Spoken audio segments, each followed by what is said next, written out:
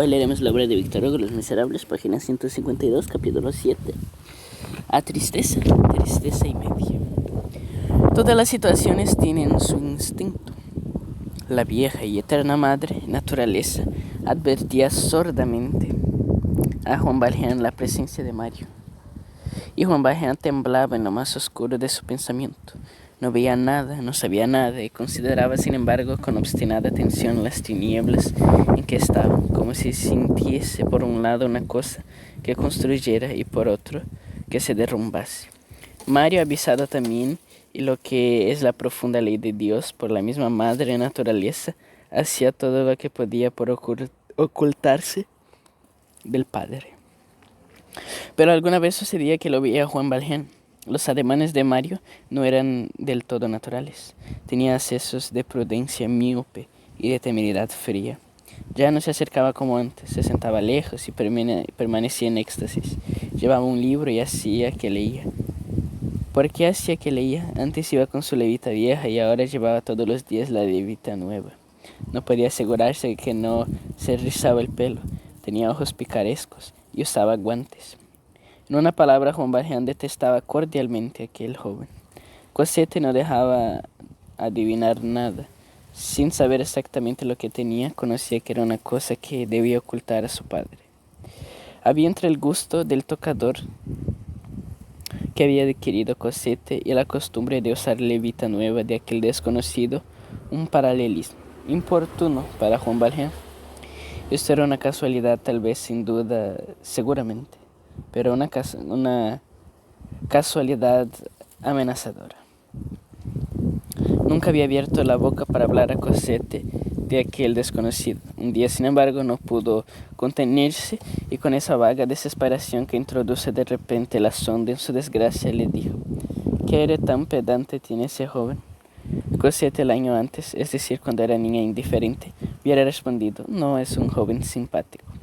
10 años después, con el amor de Mario en el corazón, habría respondido: sí, es un pedante insoportable, tenéis razón. En el momento en que la vida y el estado de corazón en que se encontraba, se limitó a contestar con una calma suprema: ese joven. Como si lo mirase por primera vez en su vida. Qué estúpido soy, pensó Juan Valjean. Cosette no había fijado en él aún. Yo soy quien se lo enseñó. Oh inocencia de los viejos, oh profundidad de la juventud. También es una ley de esos frescos años de padecimiento y de cuidados, de esas vivas luchas del primer amor contra los primeros obstáculos. Que la joven no se deje coger en ningún lazo y el joven caigan todos.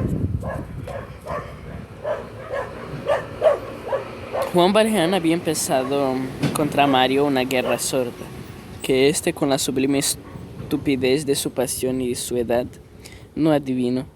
Juan Valjean le tendió una porción de emboscadas, cambió de horas, cambió de banco, olvidó su pañuelo, fue solo a Luxemburgo.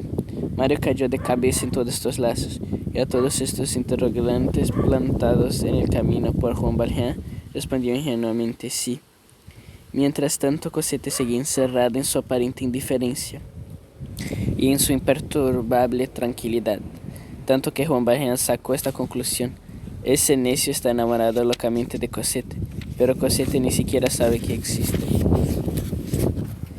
Mas no por esto era menor la agitación dolorosa de su corazón. De un instante a otro podía sonar la hora en que Cosette empezase a amar. No empieza todo por la indiferencia. Solo una vez Cosette cometió una falta y le asustó. Se levantó del banco para marcharse, después de haber ido allí 3 horas, y Cosette le dijo: tan pronto. Juan Valjean no había interrumpido sus paseos a Luxemburgo, porque no quería hacer nada singular, y porque temía sobre todo que Cosette notase algo. Pero en aquella hora tan grata para los dos enamorados, mientras que Cosette enviaba su sonrisa a Mario, embriagado de placer, que permanecía completamente abstraído de todo y no veía nada en el mundo más que aquel rostro dorado, Juan Valjean no miraba con ojos chispeantes y terribles. Y él, que había concluido por no creerse capaz de su sentimiento malévolo, tenía momentos cuando Mario estaba allí que creía volverse feroz y salvaje. en que sentía que se abrían y levantaban contra aquel joven las antiguas profundidades de su alma, que habían alimentado en otro tiempo tanta cólera.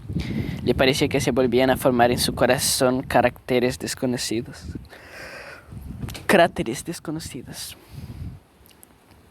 ¿Cómo estaba allí en aquel ser? ¿Cómo estaba allí aquel ser? ¿Qué iba a hacer allí? ¿Iba a espiar, a escudriñar, a examinar, a probar? ¿Tenía que preguntar algo? Venía a dar vueltas alrededor de su vida, a dar vueltas alrededor de su felicidad para arrebatársela. Juan Valjean añadía: sí, eso es. ¿Qué viene a buscar? ¿Una aventura? ¿Qué quiere? ¿Un amorío? ¿Un amorío? ¿Y yo qué? ¿Habré sido primero hombre el más miserable y después el más desgraciado? Habré pasado 70 años viviendo de rodillas. Habré padecido todo lo que se puede padecer. Habré envejecido sin haber sido joven. Habré vivido sin familia, sin padres, sin amigos y sin mujer, sin hijos. Habré dejado sangre en todas las piedras, en todos los espinos, en todas las esquinas, en todas las paredes. Habré sido bueno, aunque hayan sido malos conmigo, y afable, aunque hayan sido duros. Me habré hecho bueno a pesar de todo. Me habré arrepentido del mal que he hecho, y habré perdonado todos los que me han causado, perdonado el que me han causado, el mal que me han causado. Y en el momento en que recibo mi recompensa, que es bueno, que lo he pagado, lo he ganado, desaparecerá todo, se me irá de las manos. Perderé a Cosette y perderé mi vida, mi alegría y mi alma, porque a un necio se le ha gustado venir a vagar por el Luxemburgo. Entonces sus ojos desprendían una claridad lúgubre y extraordinaria. No era ya un hombre que miraba a otro hombre, era un enemigo que miraba a otro enemigo, un perro de presa que miraba a un ladrón. Ya sabe el lector lo demás. Mario continuó siendo insensato. Un día siguió a Cosette a la calle del oeste. Otro día habló al portero y el portero habló a Juan Valjean diciéndole: Señor, ¿qué querrá un joven curioso que me ha preguntado por vos? Al día siguiente Juan Valjean dirigió a Mario aquella mirada que al fin notó el joven. 8 días después Juan Valjean se murió, prometiendo no volver a poner los pies en el Luxemburgo, ni en la calle del oeste, y se volvió a la calle Plumet. Cosette no se quejó, no dijo nada, no preguntó nada, no trató de saber ningún porqué. Estaba ya en el período en que se teme ser descubierto y vendido. Juan Valjean no tenía experiencia ninguna de estas miserias, únicas, agradables, y únicas que no conocían, lo cual fue causa de que no comprendiese la grave significación del silencio de Cosette. Solamente observó que estaba triste y se puso sombrío. Por una y otra parte dominaba la inexperiencia. Un día hizo una prueba y preguntó a Cosette: ¿Quieres venir a Luxemburgo? Un rayo iluminó el pálido rostro de Cosette. Sí, contestó. Fueron. Había pasado 3 meses. Mario no iba allá. Mario no estaba allí. Al día siguiente Juan Valjean volvió a Cosette. ¿Quieres venir a Luxemburgo? Y respondió triste y dulcemente: no. Juan Valjean quedó dolorido de esta tristeza y lastimado de esta dulzura. ¿Qué pasaba en aquella alma tan joven todavía y tan impenetrable ya? ¿Qué transformación se estaba verificando en ella? ¿Qué sucedía en el alma de Cosette? Algunas noches, en vez de acostarse, Juan Valjean permanecía sentado cerca de su lecho, con la cabeza entre las manos, y pasaba la noche entera preguntándose qué hay en el pensamiento de Cosette, y pensando en las cosas en que ella podía pensar. O en aquellos momentos que miradas tan dolorosas volvía hacia el claustro, aquella cúspide casta, aquel jardín de convento lleno de flores ignoradas y de vírgenes encerradas, en que todos los perfumes y todas las almas subían directamente al cielo. Como adoraba aquel Edén cerrado para siempre, de quien había salido voluntariamente y descendido con tan poca previsión. Cómo se lamentaba de su abnegación y de su demencia de haber vuelto a Cosette al mundo, pobre héroe del sacrificio, cogido y derribado por su mismo desinterés. ¿Cómo? Se decía. ¿Qué he hecho?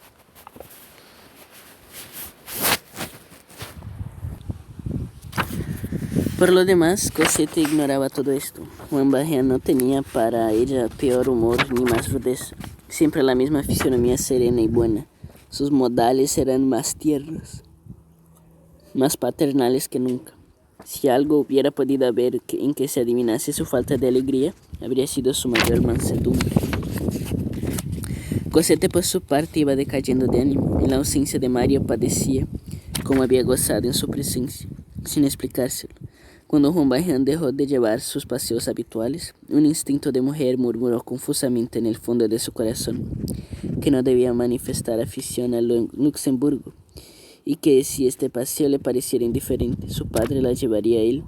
Pero pasaron los días y las semanas y los meses. Juan Valjean había aceptado tácitamente el consentimiento sumiso de Cosette. Esta lo sintió, pero ya era tarde. El día que volvió a Luxemburgo, Mario había desaparecido. ¿Qué hacer entonces? Volvería a encontrarle. Sintió una impresión en el corazón que ya no podía disminuir y que se aumentaba cada día.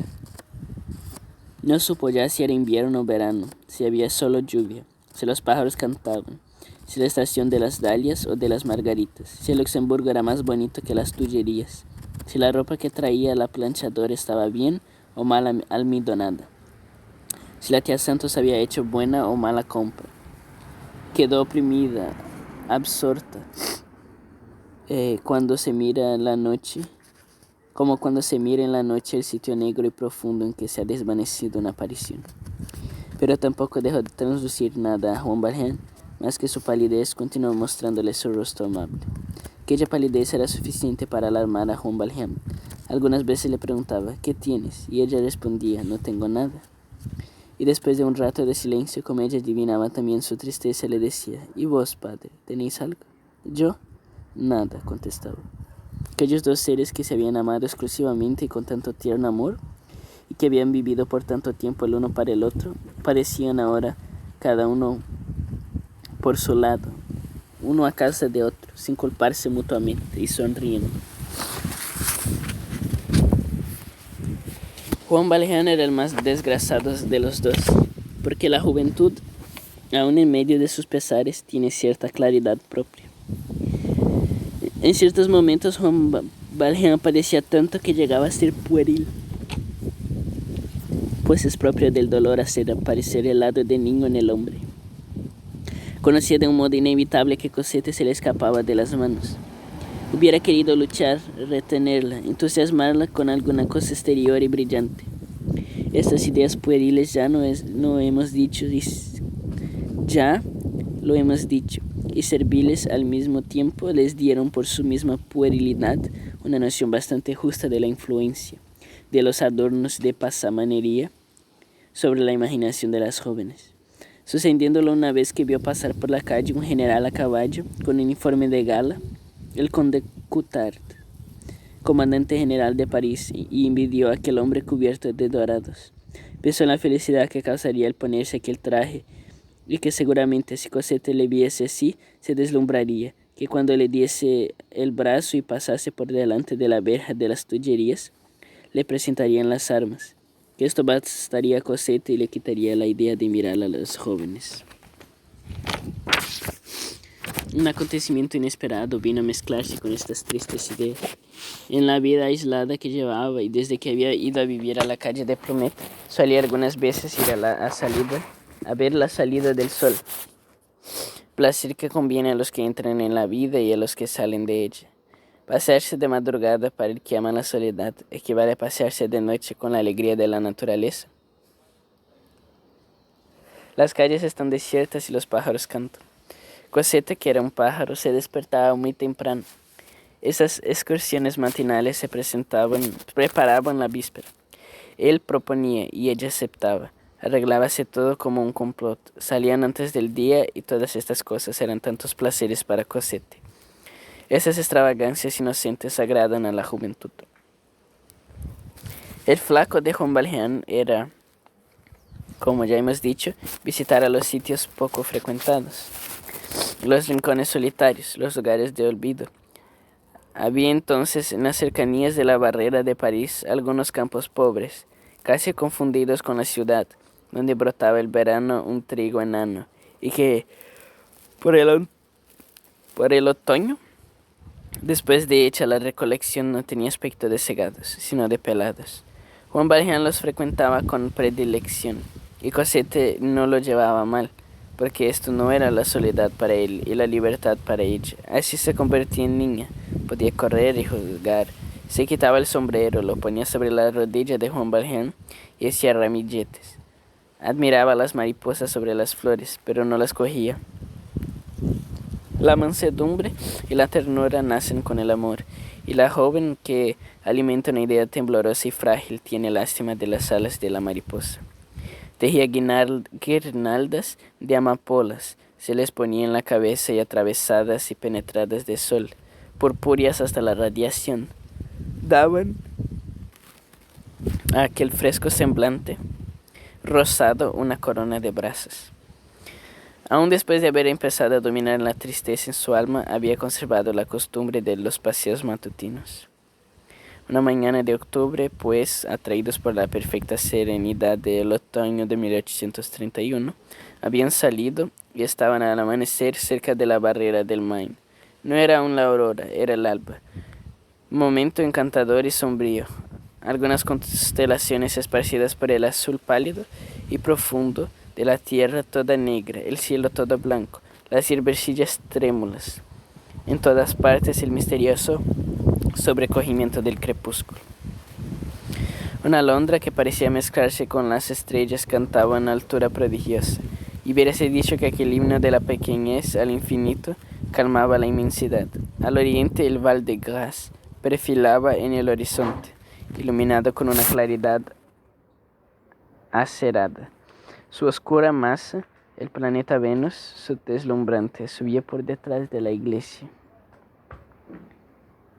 Y parecía un alma que sale de un edificio tenebroso. Todo era paz y silencio. En la calzada no había un alma. A lo lejos se veía confusamente algunos obreros que iban a su trabajo. Juan Valjean se había sentado en una estrecha calle de árboles y sobre unos maderos colocados a la puerta de la casa de un carpintero. Tenía el rostro vuelto hacia el camino y la espalda al oriente. Se olvidaba del sol que iba a salir. Estaba sumergido en una de esas absorciones profundas en que se concentra todo el alma, que aprisionan hasta las miradas y equivalen a 4 paredes.